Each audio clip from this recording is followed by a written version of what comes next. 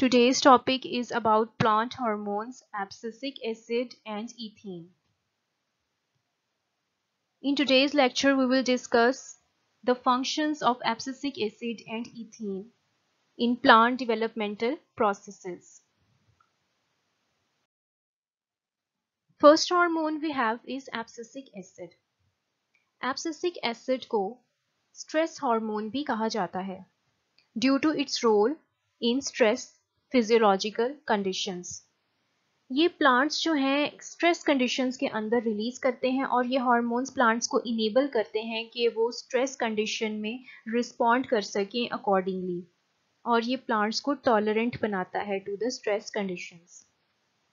अब इसके कुछ फंक्शंस यहाँ पे डिस्क्राइब किए गए हैं. First function is it inhibit stem and root growth.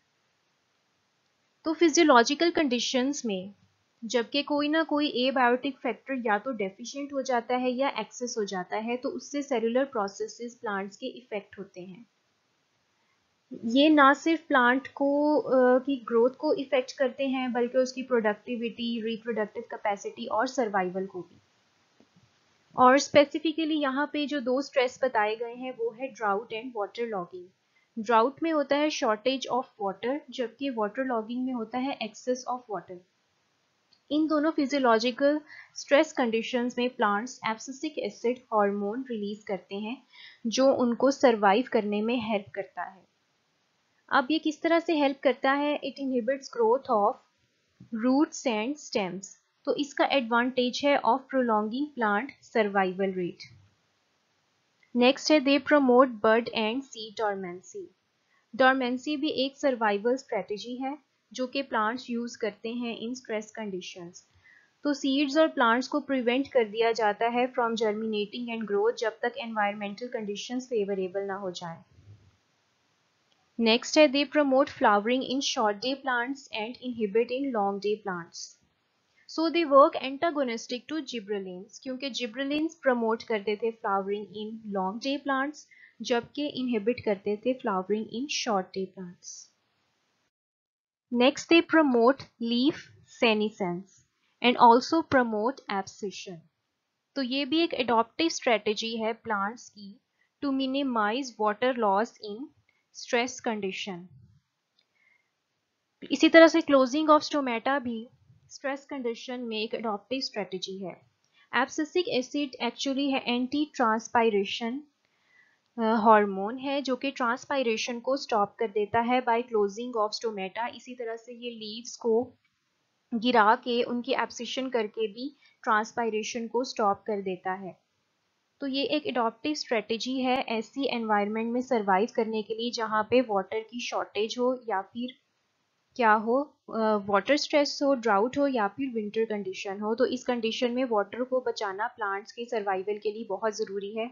तो ये तीनों जो हैं एडॉप्टिव स्ट्रेटजीज हैं in case of physiological stress of water. अब कुछ कमर्शियल एप्लीकेशंस हैं of abscisic acid. Abscisic acid की फंक्शंस को किस तरह से यूज़ किया जाता है इंडस्ट्रियल स्केल पे. तो एब्सिसिक एसिड को स्प्रे किया जाता है ट्री क्रॉप्स पे ताकि फ्रूट ड्रॉप को at the end off season regulate किया जा सके. अब ये इसका फ़ायदा क्या होता है कि इंडस्ट्रियल स्केल पे जहाँ पे बहुत ज़्यादा ट्रीज़ होते हैं, बहुत से बाग होते हैं, तो वहाँ पे जब फ्रूट पक के तैयार हो जाते हैं, राइपन हो जाते हैं, तो इतनी ज़्यादा जो क्वांटिटी में फ्रूट्स को पिक करने के लिए जो है बहुत ज़्यादा टाइम चाहिए होता है और बहुत सी लेबर चाहिए होती है जिसके ऊपर बहुत एक्सपेंसेस आते हैं. तो उस लेबर के एक्सपेंसेस को बचाने के लिए और टाइम को बचाने के लिए क्या किया जाता है कि एब्सिसिक एसिड को प्लांट्स के ऊपर स्प्रे किया जाता है जिससे फ्रूट्स जो हैं वो खुद ब खुद जो है ट्रीज से नीचे गिर जाते हैं. तो इस तरह से क्या है, टाइम स्पैन जो है वो बच जाता है और क्या होता है, मनी जो है लेबर की वो भी बच जाती है. तो इस तरह से इंडस्ट्रीज को प्रॉफिट होता है. Next plant hormone we have is ethene. Ethene एक मल्टी फंक्शनल प्लांट हार्मोन है जो कि रेगुलेट करता है both growth and senescence of plants. यानी ये प्रमोट भी करता है और इनहिबिट भी करता है प्लांट ग्रोथ को और सेनेसेंस को.